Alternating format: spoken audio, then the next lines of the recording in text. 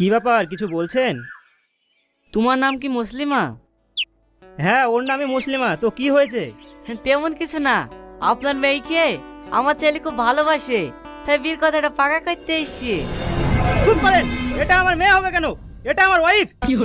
ও, আমি বুঝতে পারিনি ভাই যে এটা আপনার ওয়াইফ। অল্প দিনে বিয়ে করেছেন তো? অল্প দিনে বিয়ে করবো কেন? আমাদের বিয়ে 3 বছর হয়ে গেল। আপনি বেরোন তো বাড়ি থেকে।